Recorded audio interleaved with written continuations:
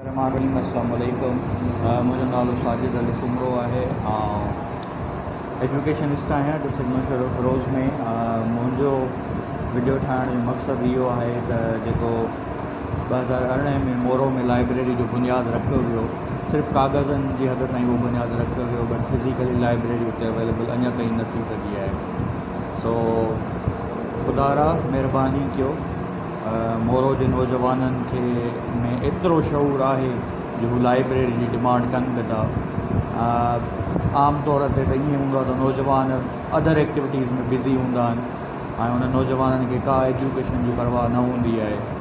सो हू लाइब्रेरी जी डिमांड कनि बि था ऐं मूंखे ॾाढी ख़ुशी आहे त इन शऊर खे ॾिसी ऐं जेको आहे जेके असांजे हिन में डिस्ट्रिक्ट एडमिनिस्ट्रेशन में आहिनि, स्पेशली साईं अब्दुल सत्तार बासी साहब जेके ज़िले काउंसिल जा चेयरमैन आहिनि ऐं उन्हनि में मूंखे उमेदु आहे उहे एजुकेशन जे मामलनि में ॾाढो ख़र्च बि कंदा आहिनि। सो ख़ुदा ही लाइब्रेरी मुंहिंजे हिसाब सां त ठही त वेंदी जहिड़ो शऊर जहिड़ो ज़ोर शोर सां मोरो जा नौजवान लॻा पिया आहिनि, बट जेको ठाराहींदो उहो पंहिंजो तारीख़ में नालो लिखाराईंदो।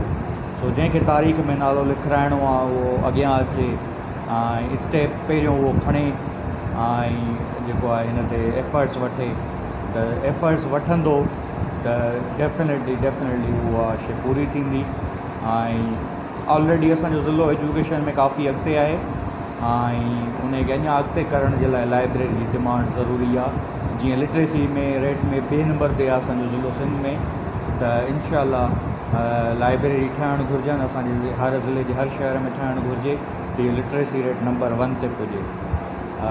उमेद त हीउ जेको आहे मुंहिंजो मैसेज इंतिज़ामिया ताईं पुॼंदो ऐं तव्हां सभिनी जी महिरबानी ऐं ज़रूरु हिन में भरपूर हिन कैंपेन में हिसो वठो त जीअं असां अहिड़ियूं घटि में घटि अहिड़नि इशूज़ ते यूनाइटेड थियूं ऐं इशूज़ ते गॾु हुजूं।